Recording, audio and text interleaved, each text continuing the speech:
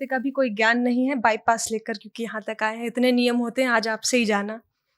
नमस्ते, मेरा नाम आकांक्षा है और पहली 4 पंक्तियाँ इस विचार पर आधारित हैं कि राजा दशरथ जी ने राम जी को एक पिता के तौर पर तो वन जाने से रोकने के लिए बहुत प्रयास किया, पर एक राजा के तौर पर आदेश क्यों नहीं दिया होगा?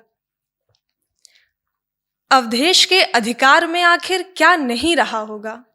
अवधेश के अधिकार में आखिर क्या नहीं रहा होगा? 2 वचनों के फलीभूत होने को क्या नहीं सहा होगा? पर उनके लिए राजा से बड़ी रघुकुल की मर्यादा रही होगी। शायद इसीलिए रघुकुल मणि राम को वन जाना ही पड़ा होगा। और एक कविता माँ पर।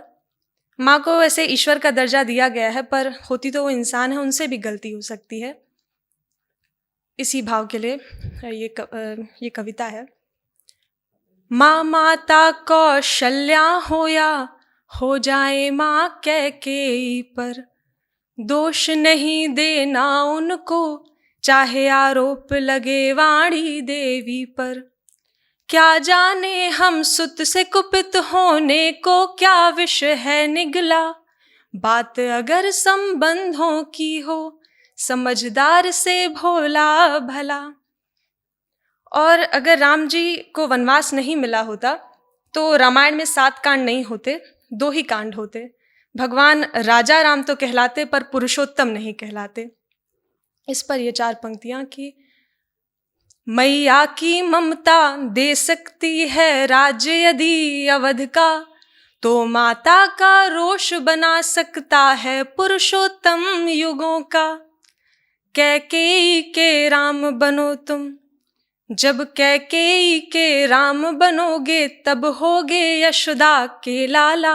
बात अगर संबंधों की हो, समझदार से भोला भला। और आखिरी 4 पंक्तियाँ, माता को ईश्वर का दर्जा देने का मतलब ये नहीं है कि बच्चों को कहीं से भी लाइसेंस मिल जाता है कि वो नालायकियत करें। माता कुमाता हो नहीं सकती, तो काहे पूत कुपूत ही हो। पता राम का बस मंदिर ना हो, मानव का मानस भी हो। भूलों को अब भूल भी जाओ। रिश्तों को निभाने का अगर कोई एक मूल मंत्र होगा तो मेरी समझ में यही होगा।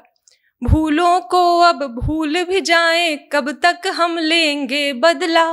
बात अगर संबंधों की हो, समझदार से भोला भला। क्यों? बस आखिरी 4 पंक्तियां।